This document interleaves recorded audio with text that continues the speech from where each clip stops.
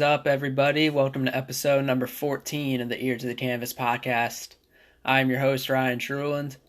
Right off the bat, what a night of fights last Saturday. One of the fights of the year, lived up to and exceeded the hype that it had going into it. Dustin Poirier and Dan Hooker. What a fight. Right up there with Weili versus Joanna for fight of 2020. God, the lightweight division is, I think, the most consistent division when it comes to living up to the hype of the fight.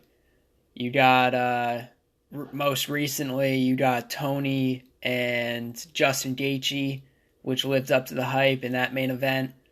Of course, you had this past Saturday. Then you had Dan Hooker versus Paul Felder a few months ago. That lived up to the hype.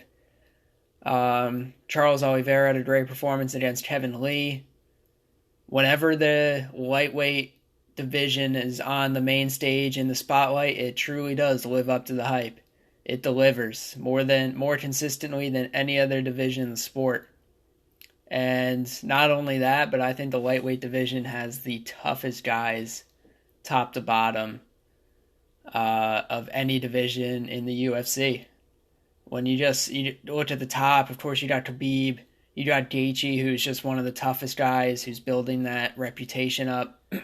Every time he steps into the octagon, he gets hit with shots, but he just never stops coming forward. The guy's like a zombie in there. It's crazy. Then you got Poirier, who, of course, displayed his toughness and heart this past Saturday against Hooker. God, there were times in that fight, especially, when was it? That was in the second round. I thought Dustin was about to be finished near the end of that second round, and then he comes out in the third round and looks like he caught a second win. It's crazy. He's fought the best of the best. His resume is really impressive. Fought many future Hall of Famers and beaten future Hall of Famers. Then you got Tony Ferguson, who we saw when he fought Gaethje. There's no putting him away. The ref will have to step in before his butt hits the canvas. Crazy toughness. They call him El Kukui, the boogeyman, for a reason. It's because he just never goes away. You got Conor. Say what you want about Conor, but Conor's a tough guy too. No doubt about it. You got Dan Hooker. You've seen Hooker's toughness against Barboza, even in defeat. And you saw it again in defeat this past Saturday against Poirier. Hooker's one of the toughest guys in the sport. And then you got Paul Felder there at 7, who nobody wants to fight because win or lose, you know it's going to be a war. Top to bottom, this lightweight division just delivers great fights, and I think the reason for that is because of the toughness that this division has. The guys are just physically and mentally tough in this 155 division, unlike any other division. Of course, every division has tough guys, but this lightweight division right now is just it's on another level in terms of toughness. It's crazy.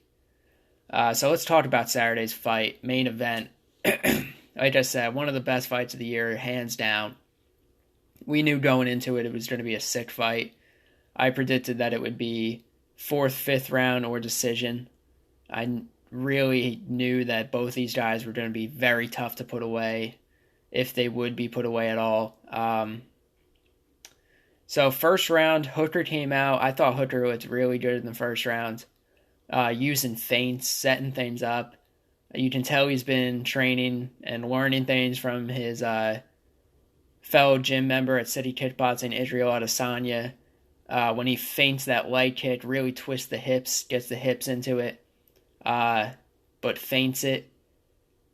That's something Izzy does all the time in his fights, and you saw Dan doing that early on, and he was landing leg kicks too. He was throwing them, landing them, chopping Dustin down. I thought he looked really good in that first round. Then Poirier, though, really, especially towards the end of the first round, started to come on strong. Throughout the fight, he was throwing strong body kicks. He clearly came into the fight wanting to throw the body kicks because he thought it would be effective, and it was. Towards the end of the first round, though, he really closed the distance, which we knew going in he wanted to do. He wanted to turn it into more of a dirty boxing match, where he would have the advantage. Of course, against Hooker in those clinch situations, though, you have to watch out for the knees and the elbows, but Dustin did a pretty good job of avoiding the big, brutal, devastating knees and elbows of Dan Hooker. He got caught with a couple of them for sure. But end of the first round, I thought Poirier started to do what he wanted to do, but first round I think went to Hooker. I had Hooker winning the first. Going into the second round, which was the best round of the fight, Chael Sonnen on YouTube, his channel, said that it was the best round in mixed martial arts history. It's definitely up there. Second round was freaking wild. These guys were just trading in the phone booth like they didn't have a care in the world about their safety or health. It was insane to watch. If there was an audience there, the roof would have been blown off. People would have been on their feet. I know I was yelling at home. It was just crazy. So second round, I thought Poirier did a good job of getting into the clinch in the second round where he wanted it, landing pretty good shots on Hooker in the clinch. You saw those creative shots where he was almost like he was in the clinch and hitting Hooker on the jaw with like trying to explain it, like not a back fist but a front fist, kind of getting creative with it. But the second round, I thought Hooker had a strong finish, and like I said earlier, I thought he was going to put Dustin out with about 30 seconds to go in that second round. He hit Dustin clean with a couple of shots. Dustin, I saw his legs wobble a little, and it was getting a little scary there for Dustin. That was definitely his lowest point of the fight, I thought, the end of the second round. I had Hooker winning 2-0 after 2. But the third round, Dustin really came out strong. It's almost like he got second wind after coming out, after almost getting finished in the second. Crazy toughness and heart, and cardio, just straight up cardio. Third round, he, like I said, caught that second wind. He got Dan Hooker in a tight guillotine choke, which was one of the scariest moments for Hooker in that fight. It was in pretty deep. Dominic Cruz was saying it too during the broadcast. It was in pretty deep, but Hooker was able to pop his head out. And he had top position for a decent amount in that third round, but I think Poirier won that third round. And I don't think he looked back after that. He won rounds 4 and 5, in my opinion, as well, which eventually earned him the victory. Tough fought decision victory. Neither guy went away, though. And both guys definitely got tired in those 4th and 5th rounds. The strikes from both men were a little more labored for sure. You could tell. But Dustin was just a little step ahead of Dan, and which was able to earn him that win. And now you got to look what happens to both these guys, because Dustin earned himself basically. I think he earned him another title shot, himself another chance at that title. Then you look at Dan. I don't think he lost any stock. The rankings came out. He didn't drop a single spot in the lightweight rankings. I think that's a good decision by the guys who make up the rankings. For once, they did something that made sense. Don't drop Dan. I think Dan Hooker should fight Charles Oliveira next, honestly. That'd be a 5-6 matchup. Oliveira's on a crazy win streak right now. I called him last week the most avoided fighter in the sport, and I stand by that. I think Oliveira versus Hooker would be an absolute war for different reasons. It would be a war in its own way, not the same way that it was with Poirier and Hooker. I don't think they would be trading those heavy blows like that. But I still think it would be a hell of a scrap, and I do think it would be a worthy main event. Then you look at Poirier. I do think he deserves the winner of Gaethje and Khabib. I think that would make sense. Honestly, I do think Poirier is going to fight one more time, and I think he's going to end up fighting Tony Ferguson by the end of 2020. I see that fight getting made, and the winner of that getting that title shot early on in 2021. Because, of course, Gaethje and Khabib are fighting in September, so you can't expect whoever wins that fight, you really can't expect them to fight December at the earliest, but probably January, February, something like that. And I think that lines up for Poirier to fight Ferguson and Hooker to fight Oliveira. I think both of those fights are clear-cut main event fights and something that the UFC should do in that what is one of the toughest divisions in the UFC. In the UFC's history, honestly, it's such a deep division right now, that 155 division. It's crazy. But yeah, it was a good night of fights, just in general, Saturday night. I had a blast watching those fights. Some really good performances. Kay Hansen, 20-year-old, making her UFC debut against Yin Frey, who was also making her UFC debut. Both former Invicta FC fighters. Hansen did a great job of changing up the strategy, getting that fight to the ground, and getting a really good finish on Yin Frey. Brendan Allen had a tough win over Kyle Daukaus. That was a good fight. Nasty ground and pound from Allen. He took a ton of damage too. Whatever judge had Allen winning all 3 rounds was on something, seriously, because there's no way. Daukaus definitely won 1 round. I had a 2-1 Allen. Just goes to show, the guy who had Allen winning all 3 rounds just was not watching the fight. There's no way he could have been. There's no way. Who else? Kama Worthy. Very good performance over Luis Pena. Ended up getting that submission, which was crazy. The guillotine. And then, of course, Mike Perry. Mike Perry beat Mickey Gall. That was a interesting fight because Mike Perry came into it with just his girlfriend in his corner, got rid of all of his coaches. So that was really interesting to watch. In between rounds, they had the camera on Mike Perry, and his girlfriend was just like holding the ice pack. There wasn't really any talking or coaching going on. And afterwards, Mike Perry said he enjoyed that. He thought that his girlfriend did a good job of just kind of sitting back and watching, not really getting in the way. He mentioned that she did say to, like, get your hands up, and he did. So he mentioned also that he wants to start training with Yoel Romero. And the reason for that is because he wants to feel what it's like to train and to be in there with a 185er, because he is very intent on fighting Darren Till, which is pretty funny. The trash talking, Darren Till has been mocking Mike Perry in a way for a while now, and Mike Perry definitely got under his skin, and he is legit interested in fighting Darren Till, which is kind of interesting.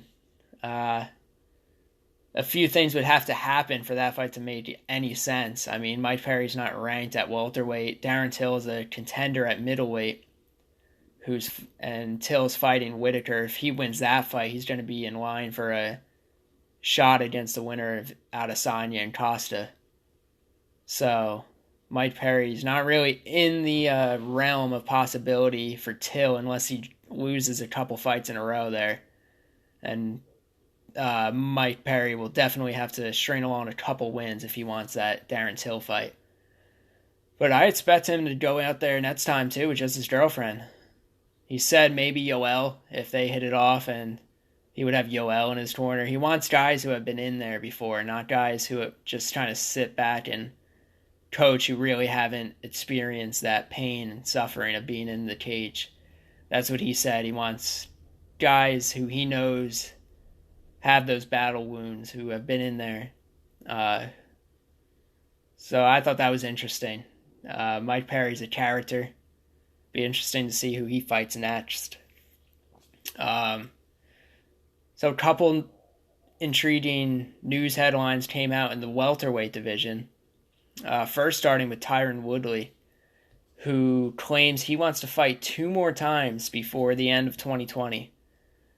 It's already July, so he's going to have to make a pretty quick turnaround after getting dominated by Gilbert Burns. Right now, Woodley's in the biggest skid, or the worst skid, of his MMA career, being dominated twice in a row by Kamaru Usman and then Gilbert Burns. Just kind of looking like a shell of his former self, who was a pretty dominant welterweight champ for a while there. So he wants to turn it around. I give him a lot of credit for that. He's 38 years old. Some people thought maybe it was time to hang it up and ride off into the sunset as a former champ who just can't compete with the upper echelon anymore. But I give him a lot of credit for wanting to turn it around and right the ship. I really do give him a lot of credit for that. And so twice by the end of 2020 is tough. He said he wants to fight 2 more times this year. He feels that if he can get 1 more on the books sometime in the near future, then it still leaves him with a November or December to fight again. He just wants to knock out some fights, and he's excited about it. So who does he fight? You look at the rankings. I think you got Leon Edwards, who still is without a fight. Leon and T. Wood were supposed to fight before the whole pandemic began and started to shut things down. You could do that fight. A fight, though, that I think makes more sense for Woodley to do for his next fight, because I don't think he should fight Leon or Colby or Masvidal next. He's not going to fight Wonder Boy. He's fought him twice. I don't think he'll fight Damian Maia. I think Geoff Neal makes sense for Tyron Woodley in his next fight. And I think it makes a lot of sense for Geoff Neal, too. Geoff Neal is an undefeated up-and-comer. He's ranked 10th right now at welterweight. And he is impressive. So impressive, he also came out. This is the other headline in the welterweight division that came out. He said that he's being avoided. People are ducking him. Guys that he's calling out are ducking him. He said specifically Michael Chiesa and Santiago Ponzinibbio are avoiding fighting him, which is very interesting. You got Ponzinibbio, who hasn't fought since 2018, and Chiesa, who's ranked 8th right now. And Geoff Neal said he wants like one of those bigger names. He feels that after that big first-round finish over Mike Perry, he deserves the clout. He deserves more respect and a big name. What more of a big name than Tyron Woodley, former champ? I think that makes a ton of sense for Geoff Neal. And I think it made sense for Tyron Woodley, too. I really do. Yeah, Woodley, Geoff Neal. Not a lot of people have talked about that at all yet. I think that's a real possibility there. And I respect Woodley for wanting to fight twice. 2 more times by the end of 2020, I do.